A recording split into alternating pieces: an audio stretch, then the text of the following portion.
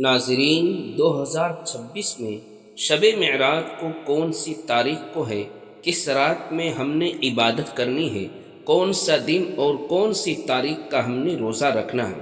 شب معراج جو عبادت کی جاتی ہے، یعنی جو نوافل ہم نے پڑھنے ہیں، ان کے پڑھنے کا کیا طریقہ ہے، نیت کیسے کریں گے، کتنی رکعت پڑھیں گے؟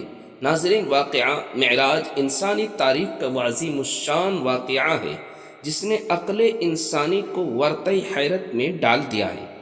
یہ وہ مبارک سفر ہے جو خالق کائنات نے اپنے محبوب بندے اور آخری نبی حضرت محمد صلی اللہ علیہ وسلم کو کرایا۔ اس واقعے کی دو حصے ہیں۔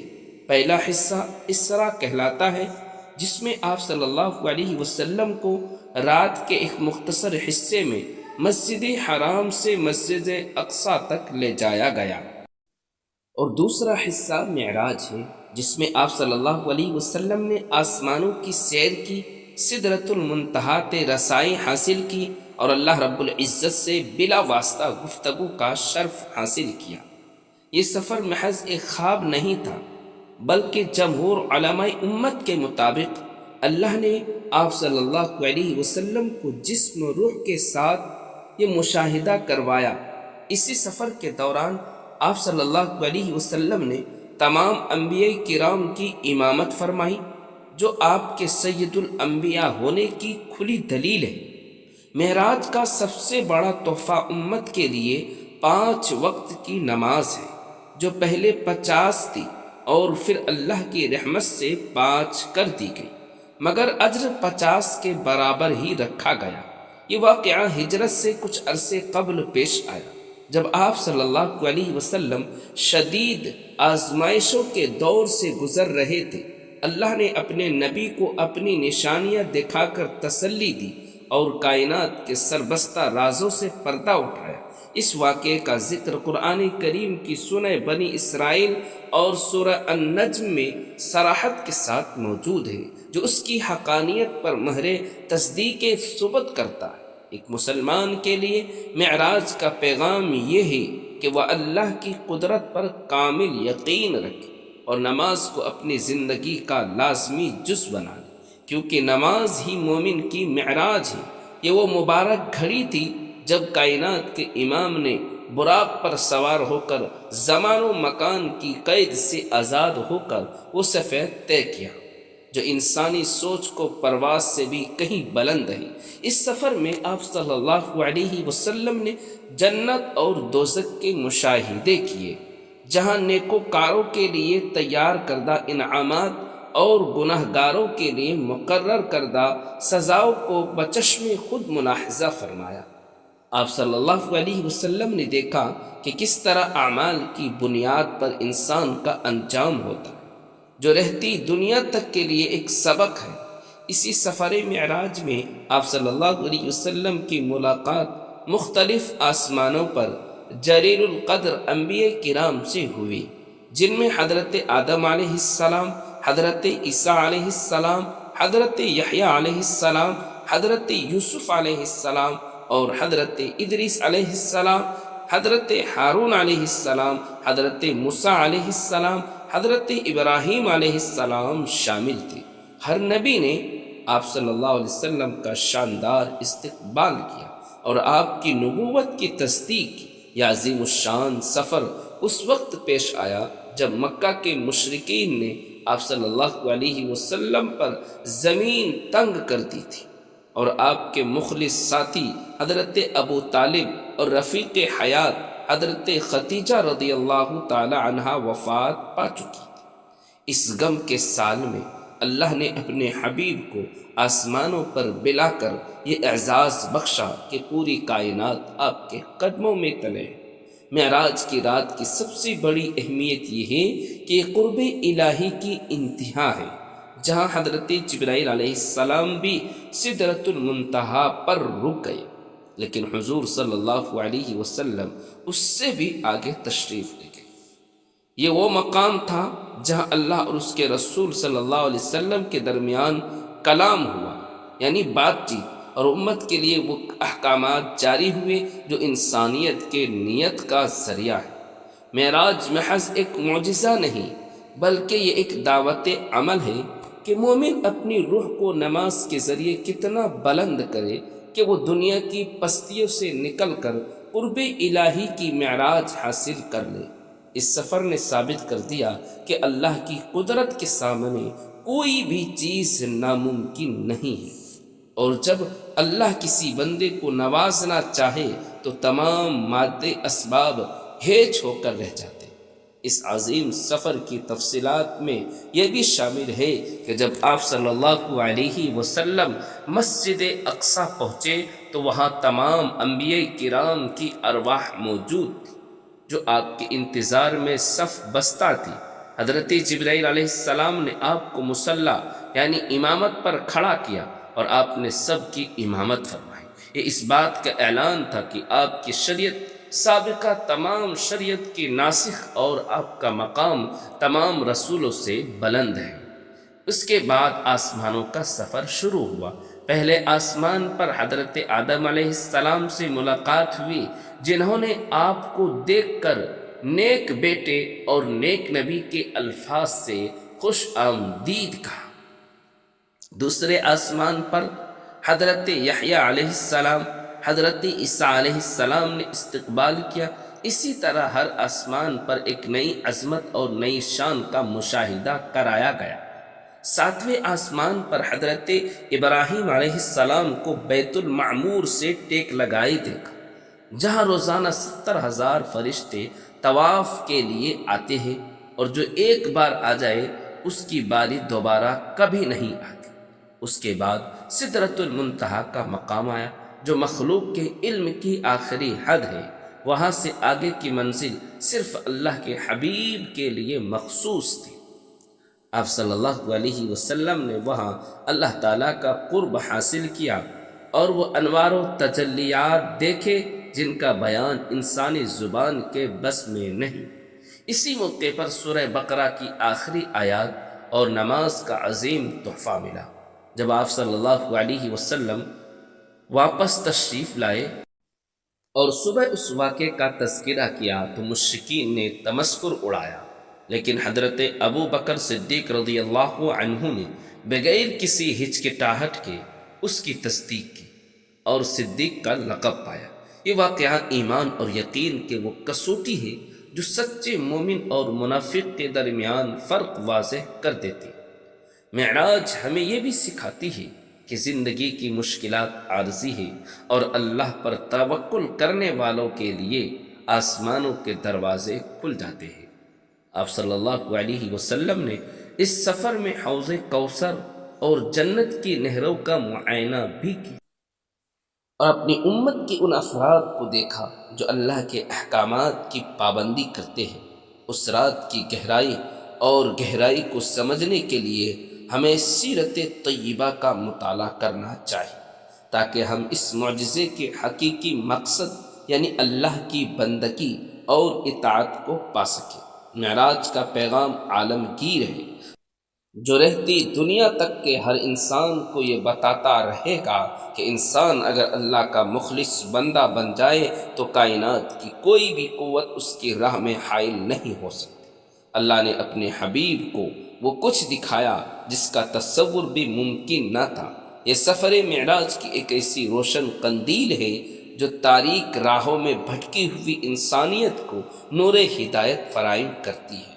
ہمیں چاہیے کہ ہم اس واقعے کی روح کو سمجھیں اور اپنی زندگیوں کو اس نماز کے سانچے میں ڈھالیں جو ہمیں اللہ سے جوڑنے کا سب سے بڑا ذریعہ ہے۔ اس سفر مبارک میں آپ صلی اللہ تعالی علیہ وسلم نے جب بیت المقدس میں انبیاء کی امامت فرمائی تو اس بات کا عملی ثبوت تھا کہ آپ تمام انبیاء کرام کے سردار اور تمام زمانوں کے لیے ہادی و رہبر بنا کر بھیجے گئے۔ معراج کے سفر کے دوران آپ صلی اللہ علیہ وسلم کو کائنات کے پوشیدہ راز دکھائے گئے، جیسے کہ دنیا کی زندگی کی حقیقت اور موت کے بعد کے احوال۔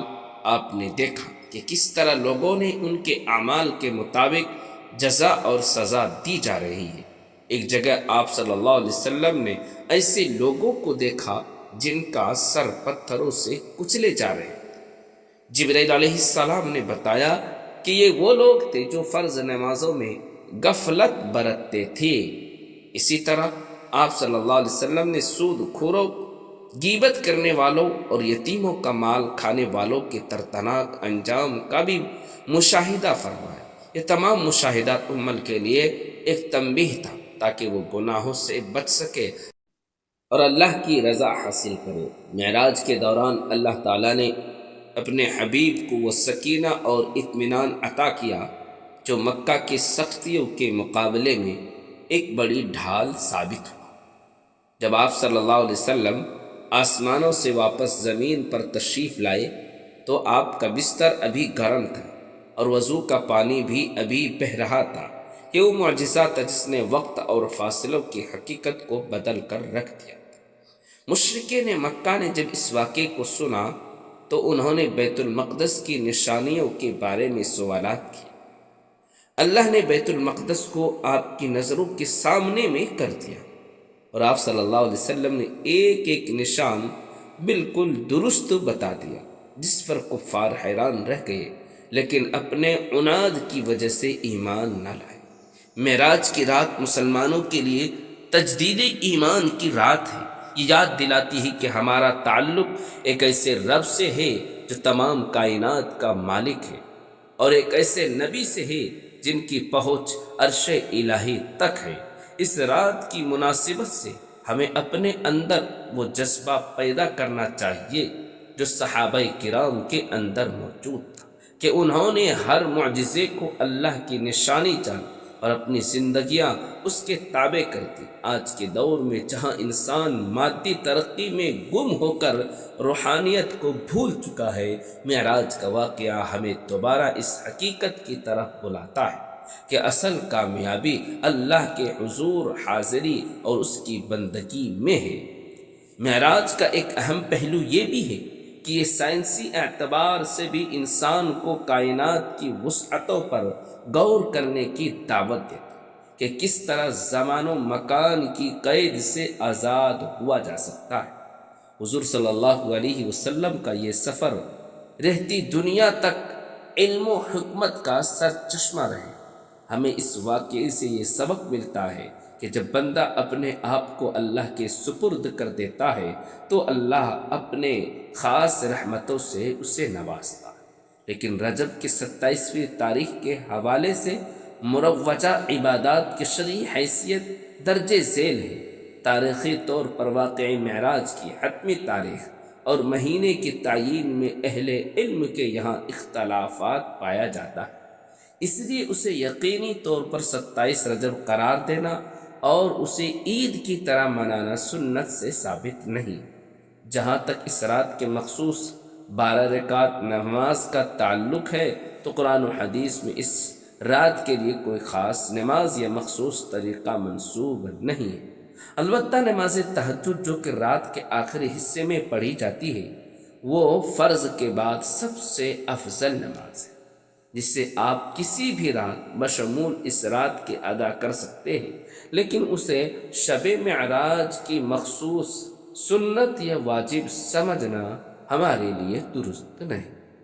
اسی طرح 27 رجب کے روزے کے حوالے سے جو فضائل بیان کیے جاتے ہیں کہ اس کا ثواب 60 مہینوں یا کسی سائلوں کے برابر ہے، یہ روایات تحقیق کے مطابق سخت ضعیف یا من گھڑت ہے، لہٰذا اس دن کے روزہ رکھنا نفل کے طور پر تو جائز ہے، مگر اسے ایک لازمی شرعی حکم یا مخصوص فضیلت والا دن سمجھنا درست نہیں ہے۔